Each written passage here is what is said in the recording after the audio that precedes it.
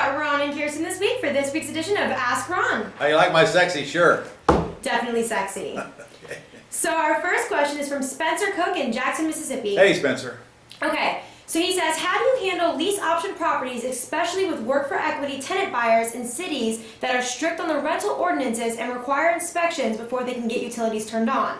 I picked up the new rental ordinance for a city that I am trying to buy several homes in, and here are a few of the ordinances. I don't want to hear the ordinances. Okay. The answer to your question is, A, no city will require the house to be in good condition before they turn it on, or nobody would be able to turn on the electric to rehab the house. So you're getting false information. You just need to find out what they need in order to turn the electric on so that the rehab can be done. And then whoever's going to do the rehab, or if there is a rehab, can get that done. And these are facts that you're going to have to either get from your attorney or from some skilled real estate investor who has that answer. I can't tell you what they do in Kansas City. I can't possibly keep up with all the city rules. Okay.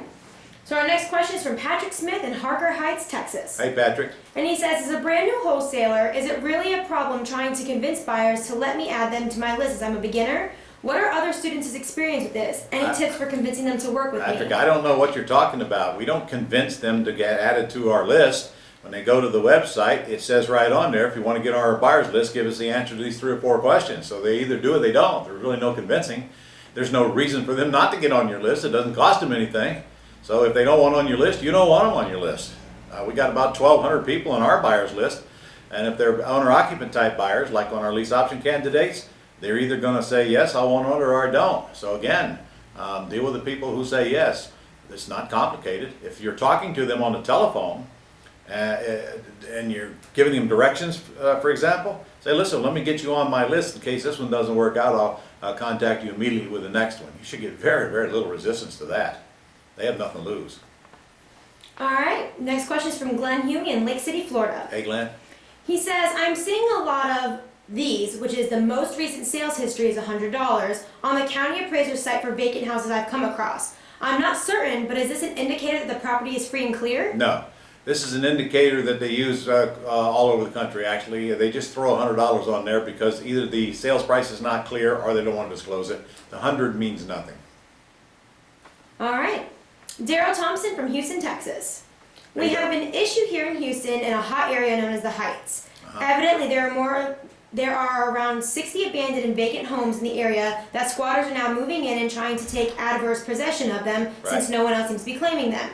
It seems to me that there's a huge opportunity for a well-heeled investor to come in and somehow take ownership of the properties, fix them up, and resell them. The area is a historical district, and I bet fixed up, some of the homes would sell for around $250,000 up to $1 million. Yeah. But I guess the issue is how to get full title of the houses if the previous owners are now totally unknown. Is this a golden opportunity or a massive hassle? Well, gosh. First of all, man, I love gossip. I really love gossip. Last time I checked, adverse possession took at least 7 years, and I believe you have to live in the house during that time to even apply for it. And who the heck would want to wait that long? Secondly, the owner of a house is always on public record. They may not be easy to find, but they're always there. Thirdly, how is an investor going to live in more than one house at a time? So my answer to your question is, why don't we quit looking for flukes and start making some real money by doing the things that work in every single day, day in and day out?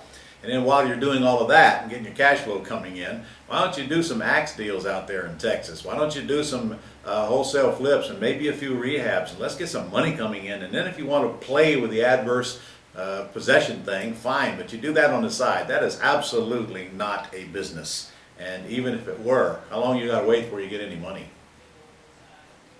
All right, so Joe Phelps from Portage, Indiana. Hey, Joe.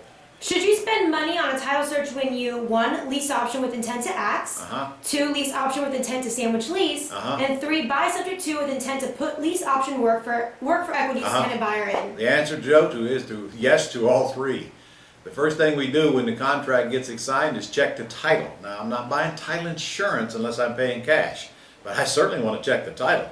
I want to make sure that I've got the signature from all the sellers so that I can deliver title when and if the time arrives. And I want to make sure there's no problems that I'm not aware of, such as liens and judgments on the property. It's a whole lot better to do that than to take $10, $15, $20,000 of a buyer's money and put them in a house for a year or two and then find out they can't buy it because of title problems. So always have the title checked after the ink is dry on the agreement, whether it be a lease agreement or a purchase agreement. Good question. All right, Kimberly York from Youngstown, Ohio. Hey, Kimberly. Recently saw a video called reverse wholesaling, which turns the normal transaction model we are accustomed to on its head. It begins with pursuing the cash buyers, building relationships with them, and then going shopping for them based on their buying parameters, instead of getting a deal under contract and hoping you find the cash buyer on the back end and having the anxiety of not knowing if you can close in time. I see. So what are the downsides of this approach? So they call that reverse wholesaling. Is that what they call it, Kimberly? Well, Kimberly, that's the way we've been wholesaling since 1982. I don't know what's reverse about it. The whole goal is to build the buyer's list first and then go find them properties and let them know you have them.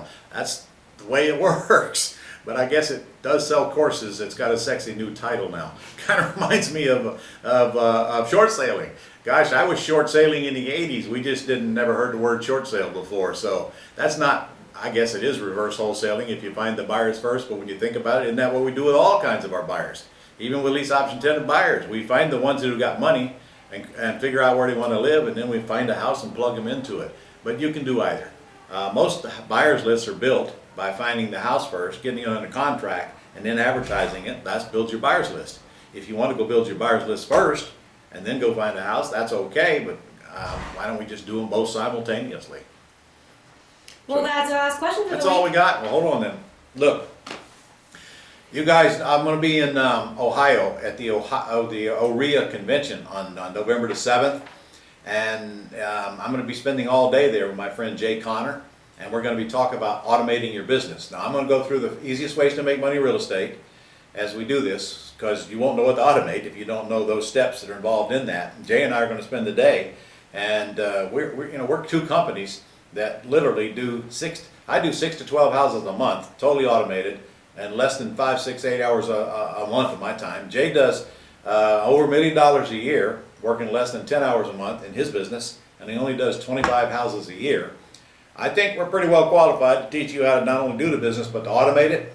And I'm going to take some time during that day to look at your property information sheets.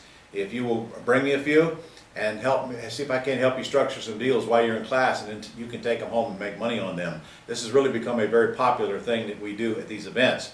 So if you'll go to oreaconvention.com if you're anywhere near Ohio, oreaconvention.com, and sign up, then they'll send you a link to a 10-minute video where I teach you how to fill out the property information sheet and bring it to class. Or you can just go to ronlegrand.com, and there's a video on the front page of that called Virtual Assistant Training, and it'll tell you the same thing.